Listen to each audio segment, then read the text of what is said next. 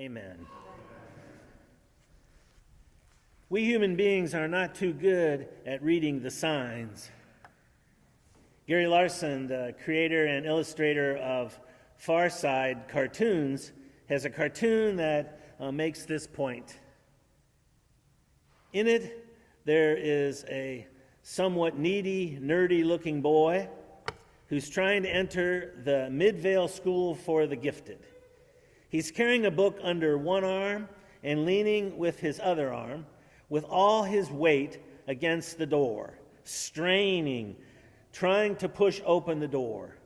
On the door, there's a sign in great big letters that explain his problem. It reads, "Pull." He was pushing and pull.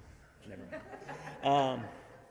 Part of the trouble in life is that we often have trouble with signs and what they mean to us and how we respond to them.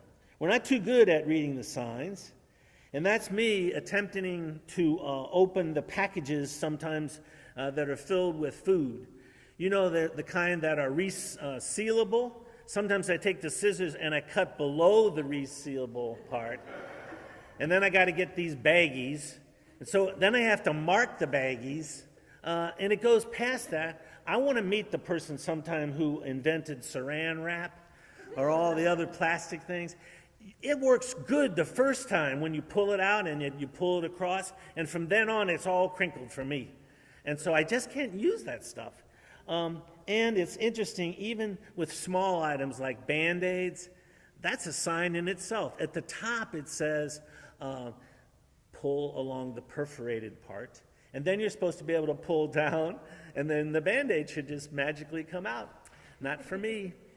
So by the time I've ripped that apart, some of the Band-Aid is ripped, and on and on.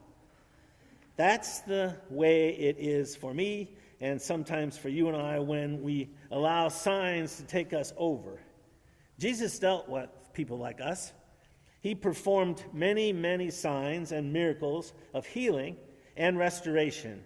But then people would ask for another one.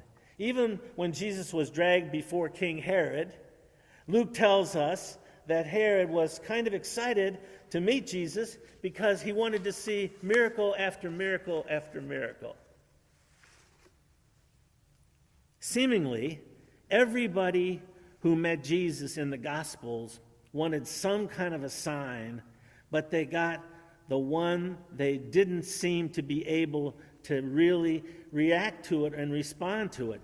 They were looking for their own sign to maybe be justified, I don't know. But they were pursuing and pushing at a door that said pull. At one point, Jesus threw up his hands in exasperation and he said, "You people, look up in the sky and you see some dark cumulonimbus clouds gathering, and you're perceptive enough to say, 'Oh, it's going to rain.'" And just like the people in Jesus' time, we can interpret the signs of the sky. So why do we have so much trouble interpreting the love of Jesus, who extended himself always beyond to love the whole treasure that was in a person? We're not too good at reading the signs, at least even today, and the signs that matter. So, what do the signs tell us about the future of this world? There are ominous signs right now on the horizon. Sometimes I can only watch about 7 minutes of the news, and then it's just so terrible, everything. The hurricanes, the ecological crisis in global warming, the mass shootings, the sending of bombs in the mail, all the massive struggles, even in Alaska right now with the earthquake. Is this a time of death, endings, and destruction? Sure it is. But it's always been that way to different degrees. In the beginning, when Jesus is going to be born for us again this year, we need to see that all depends not on what's happening around us, but who holds the future for us. Luke, the author of the beloved gospel today, encounters oftentimes struggles in his own life because he's known as the writer who took care of the individuals as he tells the stories of Jesus and of the whole world. He said that the cosmos is coming unglued and that there are signs, strange signs that suggest that these things are coming to an end.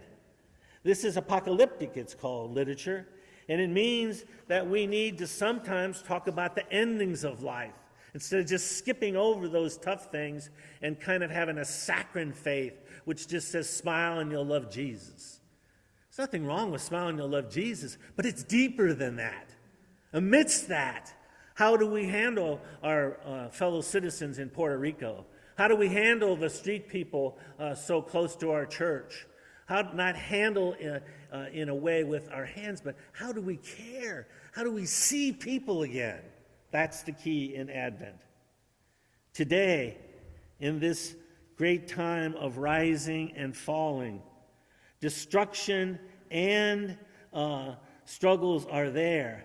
But what's beyond that is that for all of our time, no matter how dark it gets, we know that Jesus is here.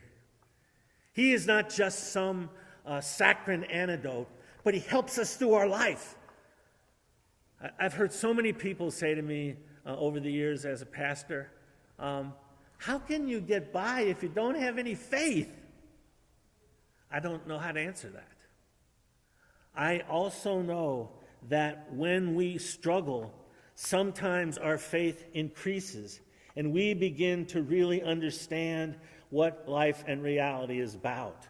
So this Advent, the mantra for me is, it's good to be at Redeemer at this point in my life, with Judy, my wife, and with our son Micah and his wife Gloria, and Annalie and Josiah. It's good to be here with former pastor friends who now we're reiterating our friendship, John and his wonderful wife Joan and Gary and Krista and on and on. And to be led by Pastor Lisa, what a joy, what a joy. The kingdom is near, and it's coming with all the fullness. But instead of looking just into the signs of the heaven, we need to look at the signs that are around us. The signs that maybe the real purpose of street persons is that we can't ignore them. When you come up to a red light and somebody has a sign that said, I'm out of food, I'm starving to death. The other day we were at Capitol Drive and Judy said, here's a $5, give it to this person. And he immediately thanked us and ran in to get something to eat at the restaurant. I don't give a real care whether he had a drink once in a while from that $5. I don't care how he exactly used it. But there was a little hope that day when we began to see that he felt joy in his life. And so these signs are all around us, that the end is near. These signs are all here, but the new beginning is near. There used to be a man who had struggled with mental illness, and he decorated his whole car on Wisconsin Avenue. Maybe some of you remember it. And he had this big speaker on there. He's still there? Okay, I'm going to invite him to church next Sunday. And he said, the end is near, and then it blares out all these ominous things about how God hates us and everything. He's got a right to do that. But God is also near and has a whole set of new beginnings. I'd like to give him Isaiah 43 that he could read. Isaiah 43 in the Old Testament says, the former things are passing away. Watch for the new thing I'm going to do, God says. You can see it now. Watch for the new thing I'm going to do. You can see it now. Beautiful. And that's what has to happen to us this Advent. That we begin not to be dream killers. Not to say, oh man, we owe a little more money again on the budget. Instead, to say, how will we see the beauty of hope in our lives? And that's when Jesus, in the original text, tells a parable about the trees that are called just fig trees. A fig tree in that culture of Jesus meant that summer was about to come. And so Jesus said, watch out for those fig trees, because then you know that it's going to be a little bit easier. A little bit easier. 38 times in the Old Testament, the word fig tree is used. And so when you see a fig tree, you begin to know, but I've never seen a fig tree. But what I do love in Advent is to get an amaryllis plant. They only cost like $7. They come already in a box. You take it out of the box, you plant it, you water it, and pretty soon the leaves are beautiful green, and you watch as this flower will begin to come almost invariably around Christmas Eve. And every day you say, how would Jesus be born into my heart? And what I do every Advent, I suggest it to you, is to write yourself a letter from God and stick it right by that amaryllis. If you're too broke to get an amaryllis, I'll buy it for you. But have this sense of waiting, of knowing that he's coming again to live here, to live within you. How beautiful. So how will we here at Redeemer know that God's shalom, that God's restoration, that God's hope is a true reality? Came in this morning with Judy in the narthex of the church. Wonderful person is sitting with her 3-year-old son who's had the flu. She's here every Sunday.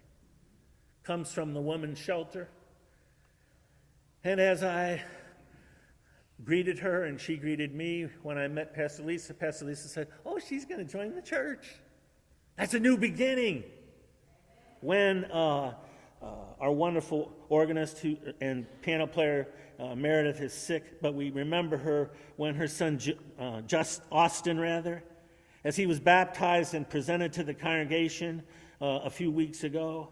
Then there's new life, a new member in God's family, and there's a new beginning. It's near. How will he grow up? How will we watch him? Or remember the bee ministry. Here at Redeemer, it's so fascinating to see that we're good stewards of the earth. And it also makes really good honey. And it's good because the bee ministry with a little lemon juice is the best thing a doctor told our daughter-in-law, Gloria, this week for coughs that just nag at you. Buy a little of that honey, put a little bit with lemon juice, and swallow that, and it'll fix your, he said it fixes it better than any other medicine.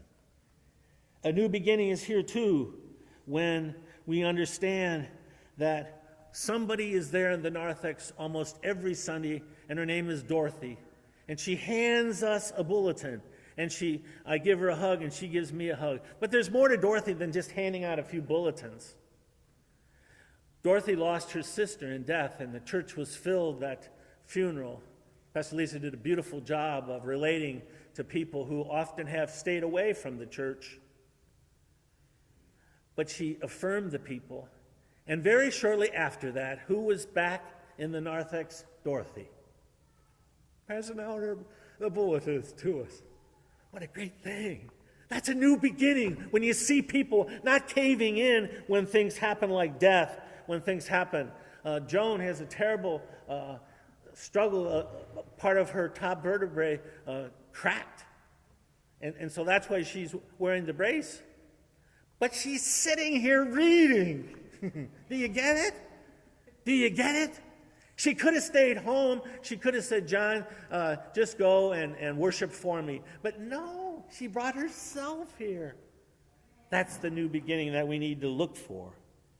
Think of the witnesses of Mary and of Donna, choir members who worship amidst their cancer.